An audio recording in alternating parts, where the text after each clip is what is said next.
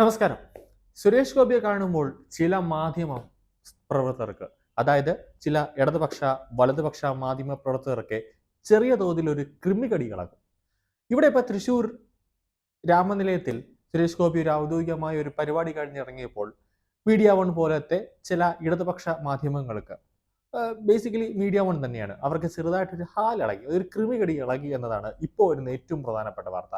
അതൊരു കേന്ദ്രമന്ത്രിയാണ് സുരേഷ് ഗോപി എന്നൊന്നും നോക്കാതെ സുരേഷ് ഗോപിയുടെ വഴി തന്നെ തടയുന്ന ഒരവസ്ഥയിലേക്ക് കാര്യങ്ങൾ എത്തി എന്നതാണ് എടുത്തു പറയേണ്ടത്. പോലീസ് ഉദ്യോഗസ്ഥർ, അതായത് പിണറായി വിജയന്റെ പോലീസുകാരെല്ലാം തന്നെ ആകാശത്തേക്ക് നോക്കി നിൽക്കുന്ന, അതായത് നോക്കുകുത്തിയായി നിൽക്കുന്ന ഒരു കാഴ്ചയാണ് ഉണ്ടായത്. സുരേഷ് ഗോപി ലോക്സഭാ തെരഞ്ഞെടുപ്പിൽ MP ആയിട്ട് മത്സരിക്കാൻ തുടങ്ങിയപ്പോൾ മുതൽ മീഡിയ വൺ ചാനൽ പോലത്തെ കുറച്ച് ചാനലുകൾക്ക് ഒരു ബാധ പോലെ സുരേഷ് ഗോപിയുടെ പിറകെ തന്നെയുണ്ട്. സുരേഷ് ഗോപിയുടെ നല്ല കാര്യങ്ങൾ പ്രൊമോട്ട് ചെയ്യാനൊന്നുമല്ല, ലോക്സഭാ തെരഞ്ഞെടുപ്പിൽ സുരേഷ് ഗോപിക്ക് നേരെ കള്ളപ്രചാരണം നടത്തി ഒരു കാരണവശാലും സുരേഷ് ഗോപി വിജയിക്കരുത് എന്ന ഒരു തീരുമാനത്തിൽ രാപ്പകൽ ഈ മീഡിയ വൺ ചാനലൊക്കെ സുരേഷ് ഗോപിയെ തകർക്കാൻ വേണ്ടി 24 മണിക്കൂറും 2 യൂണിറ്റ് വരെയൊക്കെയാണ്, 2-3 യൂണിറ്റ് ഒക്കെയാണ് തൃശ്ശൂരിൽ സുരേഷ് ഗോപിയുടെ പിറകെ ഈ മീഡിയ വൺ ചാനൽ ഉൾപ്പെടെ ഉള്ള ചില ഇടതുപക്ഷ ചാനലുകൾ നിയോഗിച്ചിരുന്നത്, റിപ്പോർട്ടർമാരെ എന്നതാണ് അറിയാൻ കഴിഞ്ഞ ഒരു പ്രധാനപ്പെട്ട വാർത്ത.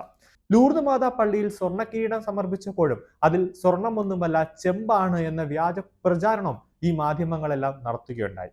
അതിനുശേഷം ഡൽഹിയിൽ വെച്ച് സുരേഷ് ഗോപിയെ അടിക്കാൻ കൈ ഓങ്ങിയ ഒരു റിപ്പോർട്ടറുടെ വീഡിയോ സഹിതം പുറത്തു വന്നത്, അതായത് മീഡിയ വണ്ണിലെ തന്നെ ഒരു റിപ്പോർട്ടറായിരുന്നു, പുറത്തു വന്നത് വലിയൊരു വിവാദങ്ങൾക്ക് അന്ന് വഴിതിരിച്ചു വെച്ചു. അവസാനം ഗത്യന്തരമില്ലാതെ ആ റിപ്പോർട്ടർ പിന്നെ മാപ്പൊക്കെ പറയേണ്ടി വന്നു. ഇവിടെ ഇപ്പൊ നടന്നത് തൃശ്ശൂരിൽ രാമനിലയത്തിൽ പുലിക്കളിയുമായി ബന്ധപ്പെട്ട ഒരു ചർച്ചയ്ക്കായി സുരേഷ് ഗോപി എത്തി. അതിനുശേഷം ചർച്ചയെല്ലാം കഴിഞ്ഞ് ഇറങ്ങി കാറിൽ കയറാൻ ശ്രമിച്ചപ്പോഴാണ് സുരേഷ് ഗോപിയെ മാധ്യമ പ്രവർത്തകർ തടയുന്നത്. അത് ഗുരുതരമായ ഒരു സുരക്ഷാ വീഴ്ചയാണ്. കാരണം സുരേഷ് ഗോപി എന്നത് ഒരു സിനിമ നടൻ കൂടിയല്ല, ഇപ്പോൾ BJPയുടെ തൃശ്ശൂർ MPയും അതുപോലെ തന്നെ കേന്ദ്ര സഹമന്ത്രിയും കൂടിയാണ്. അപ്പോൾ ഒരു കേന്ദ്രമന്ത്രിയെ തടയുക എന്ന് പറയുന്നത് അതീവ ഒരു സുരക്ഷാ വീഴ്ചയാണ്. അത് പോലീസ് ഉദ്യോഗസ്ഥർ പോലും അവിടെ ഈ മാധ്യമപ്രവർത്തകരെ പിടിച്ച് നിർത്താനുള്ള ഒരു രീതി ഒന്നും തന്നെ, അതിനുള്ള നിയന്ത്രിക്കാനുള്ള രീതി പോലീസിന്റെ ഭാഗത്ത് നിന്ന്, ലോ ആൻഡ് ഓർഡർ പാലിക്കേണ്ട പോലീസിന്റെ ഭാഗത്ത് നിന്ന് ഉണ്ടായില്ല എന്നത് ഗുരുതരമായ ഒരു വീഴ്ച തന്നെയാണ്. ഔദ്യോഗിക പരിപാടി കഴിഞ്ഞ് മടങ്ങുമ്പോഴാണ് സുരേഷ് ഗോപിയെ തടയുന്നത്. ഹേമ കമ്മിറ്റി റിപ്പോർട്ടിനെ കുറിച്ച് അഭിപ്രായം പറഞ്ഞേ പറ്റൂ എന്ന് ആവശ്യമായിട്ടാണ് മാധ്യമപ്രവർത്തകർ വളഞ്ഞു വച്ചത്. അങ്ങനെ എന്റെ വഴി എന്റെ അവകാശമാണെന്നും ഹേമ കമ്മിറ്റി റിപ്പോർട്ടുമായി ബന്ധപ്പെട്ട് കൂടുതലൊന്നും പ്രതികരിക്കാൻ സൗകര്യമില്ലെന്നും സുരേഷ് ഗോപി പറഞ്ഞ് അങ്ങനെ കാറിൽ കയറുകയാണ്. പ്ലീസ് പ്ലീസ് എന്ന് പറഞ്ഞ് സുരേഷ് ഗോപി മാധ്യമപ്രവർത്തകരോട് പറയുകയാണ്, ഒന്ന് മാറൂ എന്ന് തന്നെയാണ് സുരേഷ് ഗോപി പറയുന്നത്. പക്ഷേ മാധ്യമപ്രവർത്തകരെ കയ്യേറ്റം ചെയ്തു എന്ന നിലയിലേക്കാണ് നിമിഷങ്ങൾക്കകം വാർത്തയുടെ രീതി തന്നെ പോയതെന്നത് വ്യക്തമാണ്. തിരഞ്ഞെടുപ്പ് സമയത്ത് സുരേഷ് ഗോപിക്കെതിരെ തൃശ്ശൂരിലെ മാധ്യമ പ്രവർത്തകർ സംഘടിതമായി കള്ളവാർത്തകൾ സൃഷ്ടിച്ചത് നമ്മൾ കണ്ടതാണ്. അതിന്റെ തുടർച്ചയായിട്ട് മാത്രമാണ് ഈ വാർത്തയും വരുന്നത്. മാർഗതടസ്സമുണ്ടാക്കി കേന്ദ്രമന്ത്രിയെ തടഞ്ഞിട്ടും സുരക്ഷ ഒരുക്കേണ്ട പോലീസ്, അതായത് ലോ ആൻഡ് ഓർഡർ പാലിക്കേണ്ട പോലീസ് എത്താതിരുന്നത് വലിയൊരു സുരക്ഷാ വീഴ്ച തന്നെയാണ് എന്നത് വ്യക്തമാണ്. ഇതുമായി ബന്ധപ്പെട്ട് ആഭ്യന്തര മന്ത്രാലയത്തിൽ നിന്നും ഉടനടി തന്നെ പോലീസിന് ഒരു മെമ്മോ കിട്ടാനുള്ള സാധ്യത കൂടുതലാണ്.